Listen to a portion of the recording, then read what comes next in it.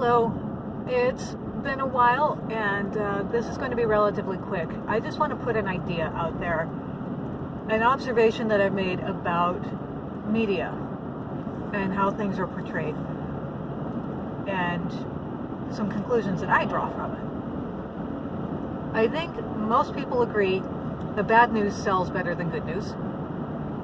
And if there's some disaster out there, that's what's going to sell. Used to be newspapers and now clicks or airtime, whatever it is. We don't care so much about good news. I mean, my favorite headline recently was, "Why you shouldn't celebrate the falling cases."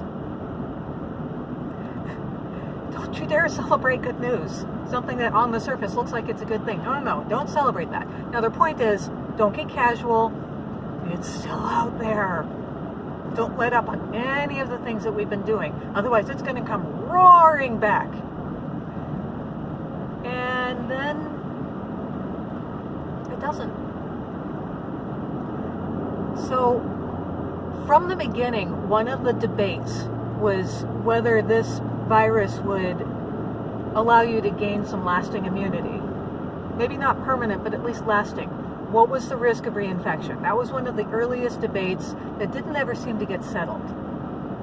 And out of what they call an abundance of caution, all the recommendations were, even if you've had it, don't you dare let up on all the mitigation efforts.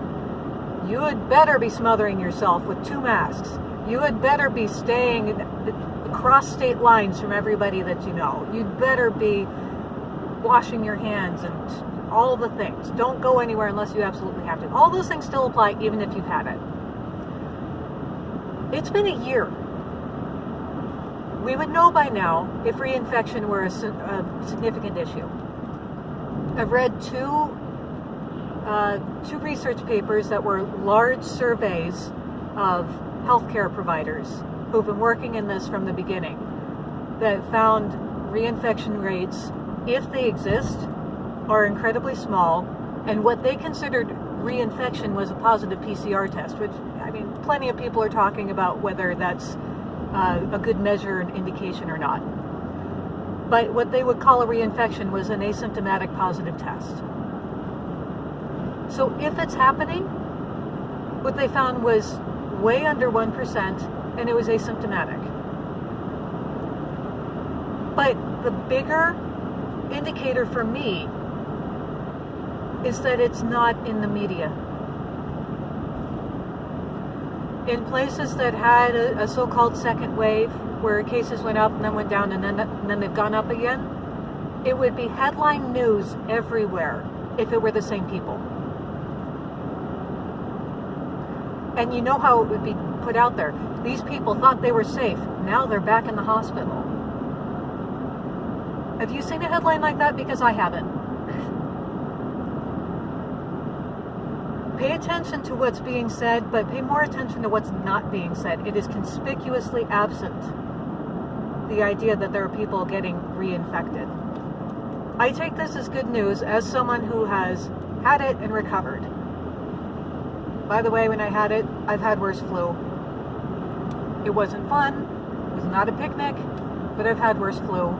And I live to tell the tale. Here I am. I take that as very encouraging, that not only am I not going to get it again, I am not a risk of spreading it to other people. I think that ought to be encouraging, that that's one of our pathways forward. That if it happens, it's rare. But I do think that it was useful for the narrative to say, no, we can't treat people differently depending on their health history. Everybody has to be the same. That's a bigger issue. The idea that one size fits all and everybody has to comply to the same degree, regardless of your health history. That's a big issue. So that's my biggest example of that. The other example would be Florida's reopening. They're heading for disaster. Have you seen the headlines about Florida's disaster? You compare their disaster to a lot of other states that had a second wave, they're way down the list. I got initiated to this idea in 2019. Now, I don't know how many of you were paying attention legislatively in 2019. All across the U.S., there were states that said we need to get rid of any vaccine exemptions for schools. And a couple of them were successful. New York was successful, Maine was successful, California was successful. But a lot of others weren't. So when parents and families inevitably showed up to capitals to advocate for their kids, there was talk of, look at all of these people, they're coming together and we have this huge measles outbreak. How dare they get together and concentrate all of those unvaccinated people together? Did you see the headlines about outbreaks that were traced to Capitol rallies? Conspicuously absent. It didn't happen. And there were hundreds, if not thousands, of people there, lots of kids playing together, sharing toys and snacks, sometimes inside, sometimes outside. No outbreaks. If there were, it would have been headline news everywhere because that's what was feeding the frenzy. And it didn't happen. So, just putting that out there. Pay attention to the things that used to be something that media was talking a lot about, and now maybe not so much anymore, or maybe they never said it, and you're wondering about it, and they're still not talking about it. Go look into those things and see what the real deal is.